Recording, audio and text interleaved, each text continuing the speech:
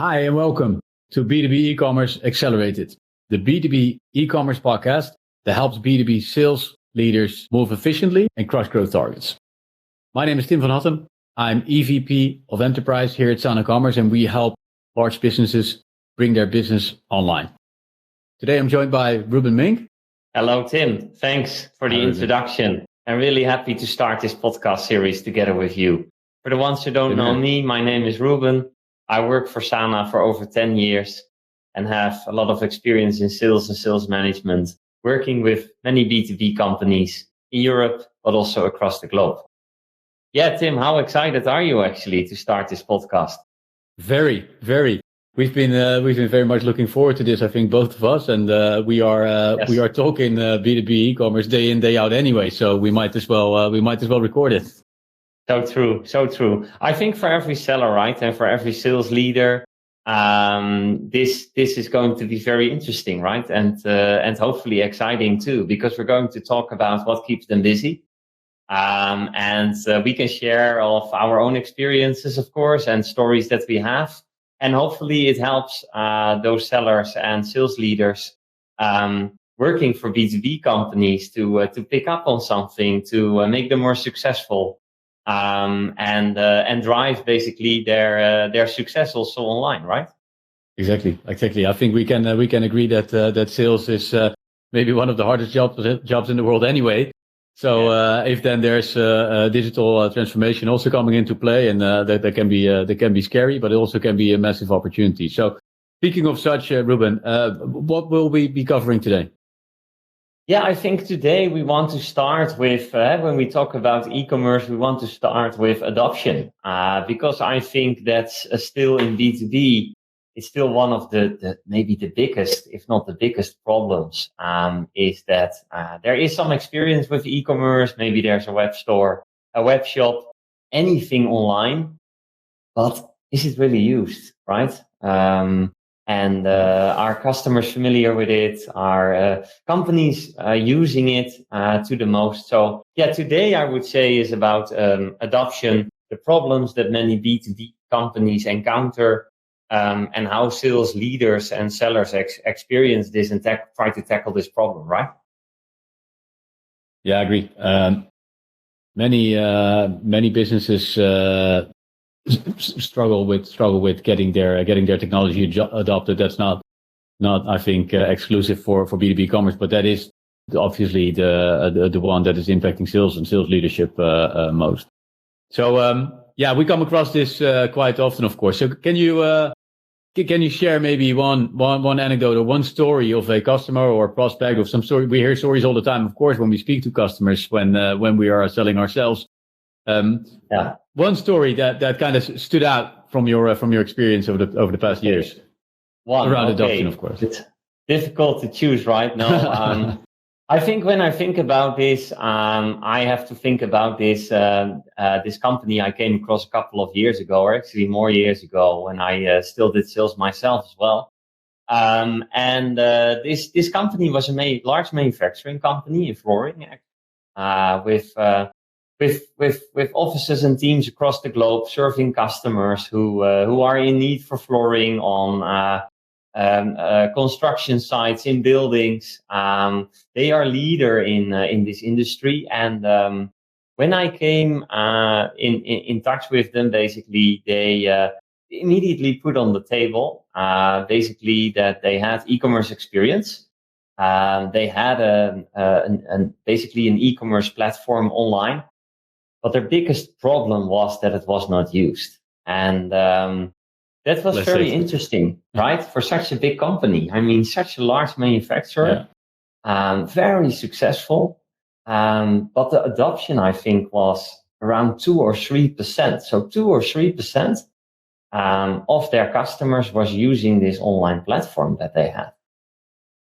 That's a shame. But it's classic also, and I'm sure. Well, at least that's something we hear all the time as well, particularly with businesses that are in an industry that's a bit traditional of some sort, right? And then typically that's also the explanation or what they see as the root cause often for their customers not adopting, which is always it remains always to be striking, because those people are, as consumers, they buy online all the time. So why wouldn't they as a professional buyer? So it's always keeps on surprising me.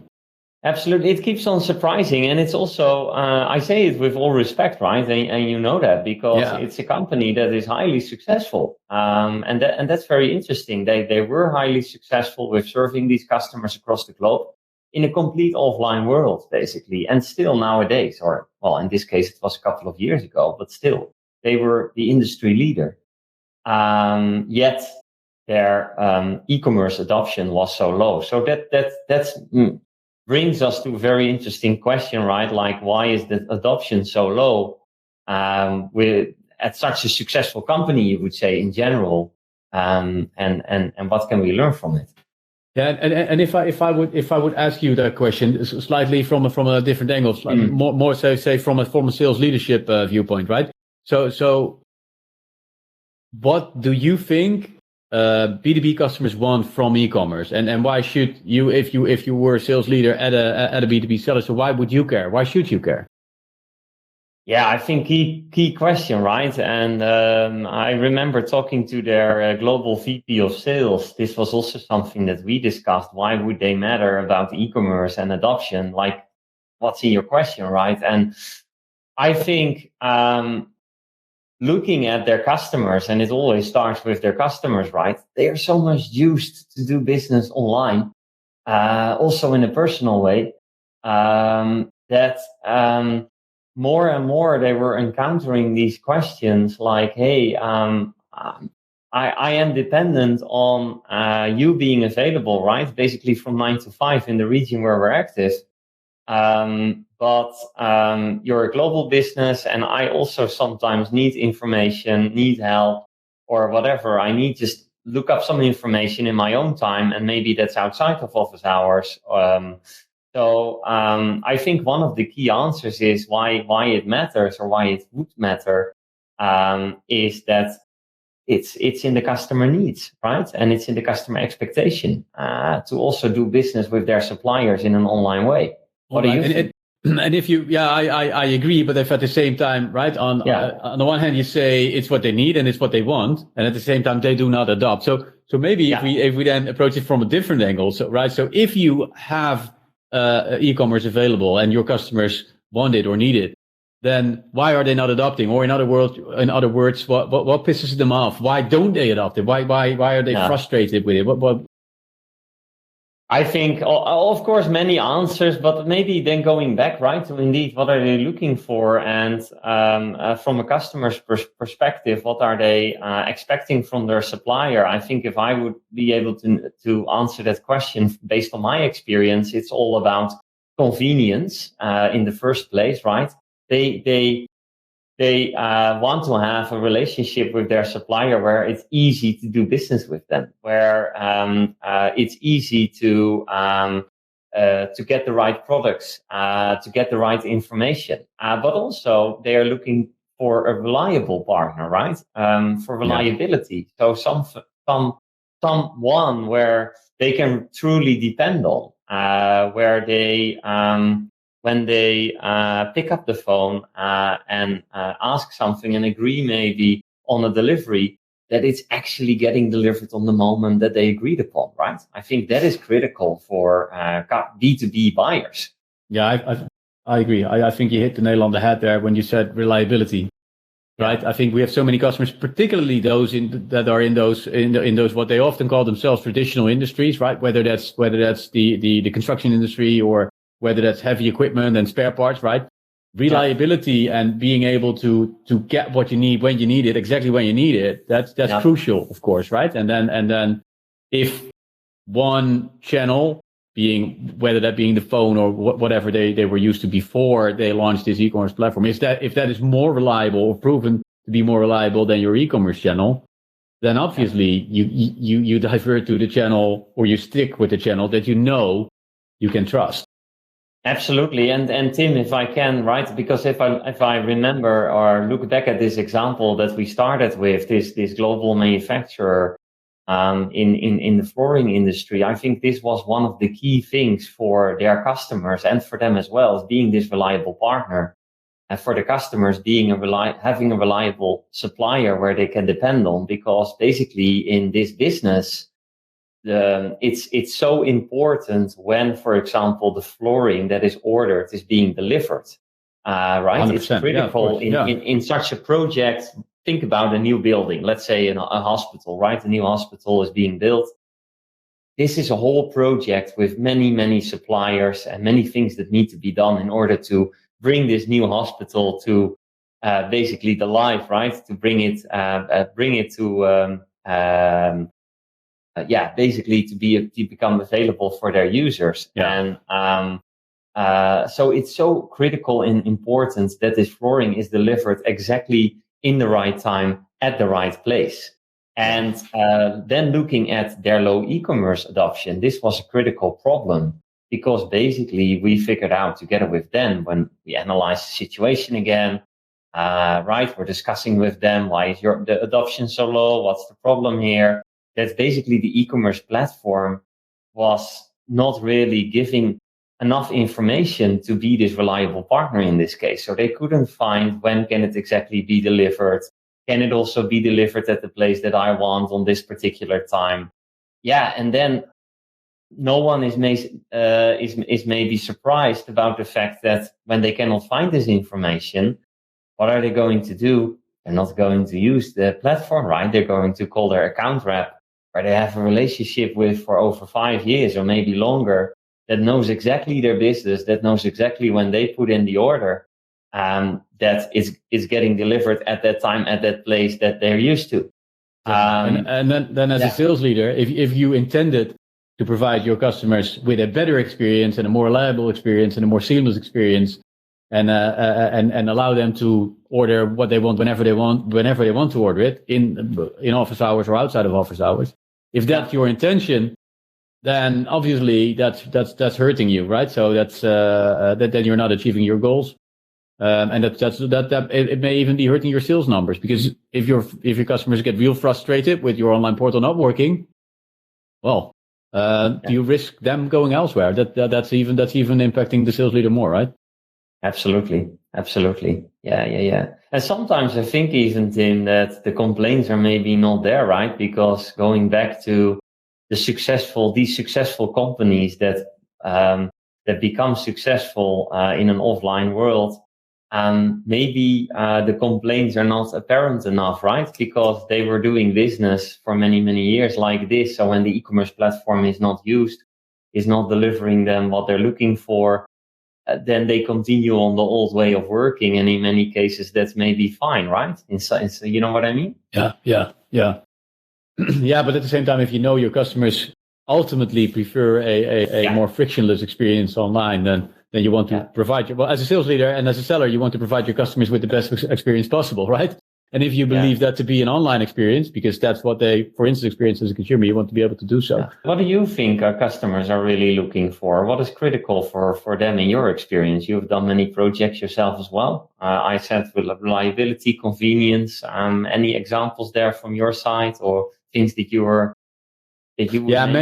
many, of course. But so I think, like I said, you hit the nail on the head with that reliability and convenience. So if your customer is having access to a portal, but on a portal he or she cannot see whatever is relevant to that particular customer, right? So that's specific pricing or assortment or stock levels, or right. It has to be very personalized experience too, which is difficult to realize if you do not have an integrated commerce solution, of course.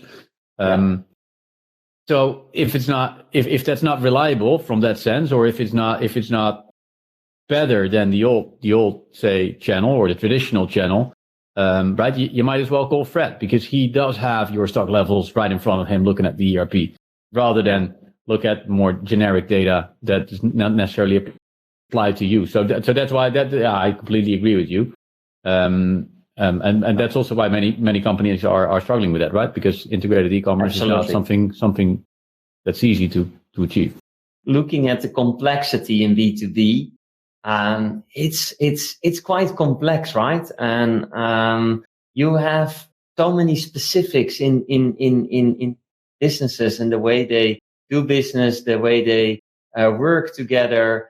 Every B2B seller knows this, right? So if you're visiting or speaking to one customer, then their pricing may be completely different than another customer.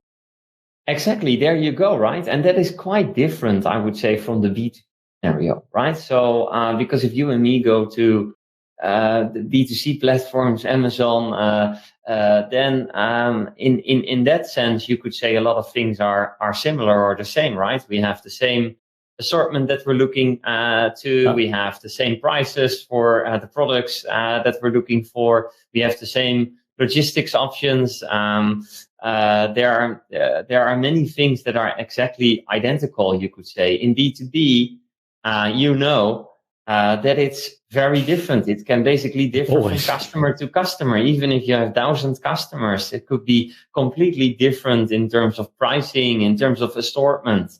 Right? What other examples do you have, Tim? What are other differences there? Maybe logistics options, right? Or where is stock levels, maybe? Or checkout options, right? So if you are an international business, for instance, then in Europe, companies tend to buy on account, and they have different credit limits. Obviously, you want your customers to be able to place orders following the guidelines of the contracts that you have with them, the credit limits, and all. But if you're selling in the US, for instance, or North America as well, then customers tend to be more used to paying or checking out, right? Paying by credit card, for instance, right? So you have to cater to all those different needs in all those different customer types that you have.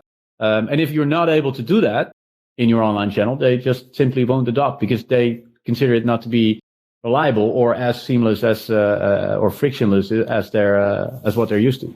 Absolutely. And think about maybe also complex products itself, right? Think about companies that are selling machines or right, bigger. It's so much more complex if you need to have a spare part, for example, replaced. Right? It relates to this specific machine that is maybe sold 10 years ago. Right? It's so different than the standard products that we know in the B2C market. So this relation between the spare part and the machine, for example, needs to become apparent, right? And it's just more complex in those scenarios, I would say. Yeah, it's a nice example that you give about the heavy equipment example, right? I think, and we'll I'm sure we'll touch on this in the next episode. But selling heavy equipment, without exception, requires human interaction, right? So it's very consultative. It's very technical. Sometimes it's even produced to order or very custom. However, you touched on the spare parts side of things. So imagine as a sales leader in a heavy equipment setting, your sales team would no longer be bothered with taking orders for spare parts. So would be able to spend more time selling the actual equipment that you sell, right? So that's how an online portal could help you as a sales leader free up your team to do more, say, high value sales, if you like, not necessarily in revenue, also in revenue, but also in consultancy and in relationships with your customers. Yeah, definitely. Yeah. And you were also talking about the correct information, right? And the correct data and mentioning integrated e-commerce. So how can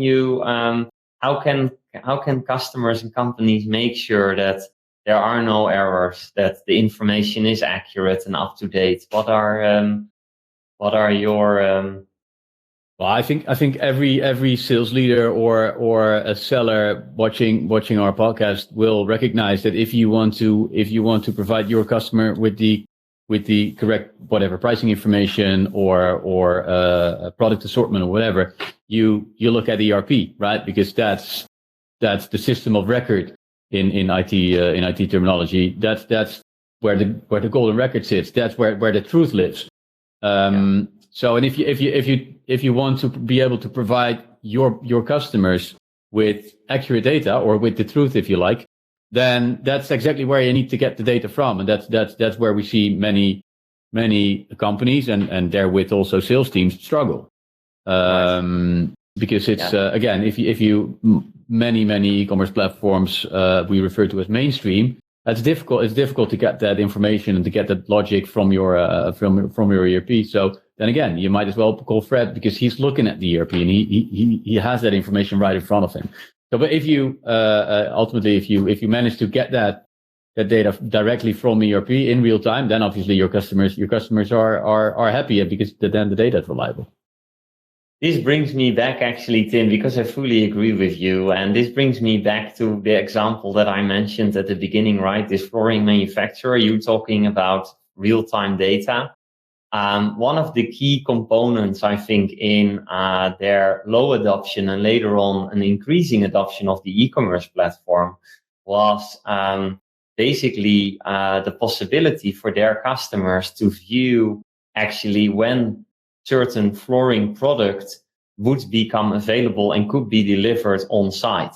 So they could, that was one of the problems, the low adoption was they couldn't see, okay, I'm looking for this particular flooring product. I need X thousands of square meter, and can this be delivered in 2 weeks' time? They couldn't find this. At the moment that we were looking at, where is this data coming from? It was their ERP system, SAP.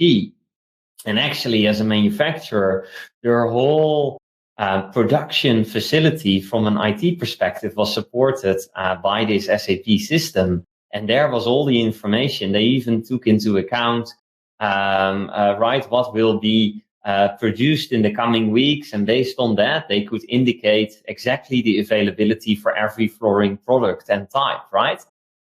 So when we knew that this information was already there and all that complex business logic in manufacturing, of course, that is there, that was behind that, then we actually knew if we are able to bring this to the customers, to the front end in this e-commerce platform, that could immediately, of course, increase adoption, right? Because then their customers could find that information also already online.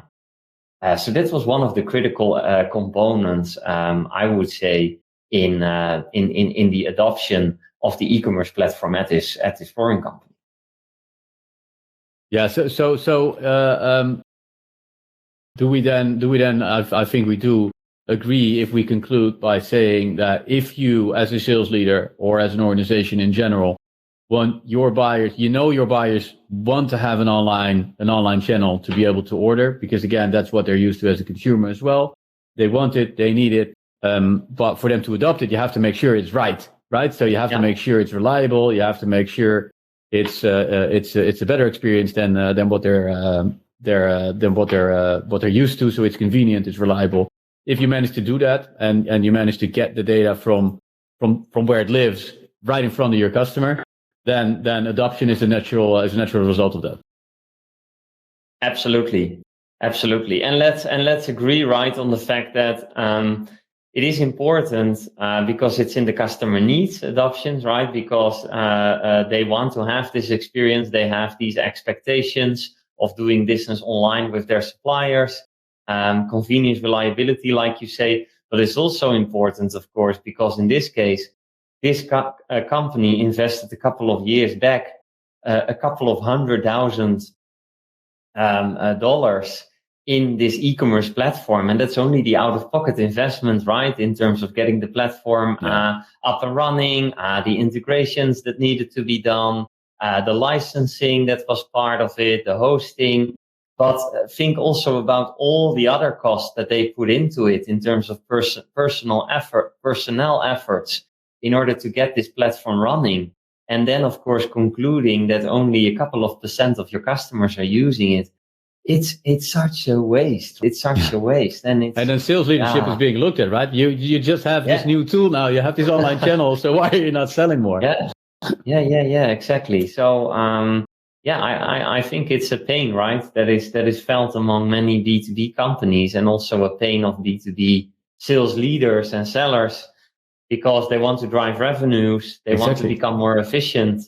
and they have made investments, maybe in e-commerce, but it's not delivering. It's closely, or it's hardly even used. Exactly. Yeah. So yeah, Tim, to conclude, right, in terms of adoption, I think you already summarized it well, but yeah, maybe before we close down, if you what would you say, Tim, if you're a sales leader or a seller in a B2B business listening into this and yeah, hearing about adoption and e-commerce and what role it can play? Any advice or tips how they can maybe not solve it immediately, but what could they do with this when they hear this? Well, yeah, I think again. So if you are a sales leader, imagine well, maybe you could compare a non-reliable online portal, compare that to a non-reliable sales rep, right? If you have a sales rep in the field that is unable to provide your customers with the correct information, with their correct pricing, or with correct stock levels, then that person will not be very successful. Well, the exact same thing goes for your online channel. So you got to make sure that it's reliable and it's convenient to use for your customers. And if that's the case, then they will adopt it. So that would be my number one advice. Make sure that it's reliable, make sure that it's convenient, make sure that you get the data from right where it lives, and then adoption. Well, it doesn't happen naturally. There's obviously still things you can and need to do together with your sales team. Again, I'm sure we'll touch on that in a next episode. But it all starts with reliability and convenience. Thanks, Tim. I completely agree. I think there's much more to talk about, but that's for next episodes. Also for adoption, much more to say. But let's conclude with this. And yeah, hope to see you in the next episode. Right? You bet.